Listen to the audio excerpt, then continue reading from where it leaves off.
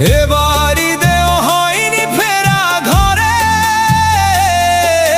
প্রিয়জন ছাড়া ঈদ কাটে মোর একলা অচিনপুরে। নিঃসঙ্গতা কুরে কুরে খায় তবুও মুখে হাসি, আমি যে প্রবাসী, আমি যে প্রবাসী।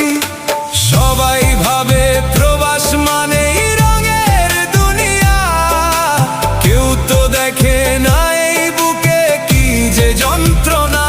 তবুও ভালো থাকুক তারা যাদের আমি ভালোবাসি, আমি যে প্রবাসী।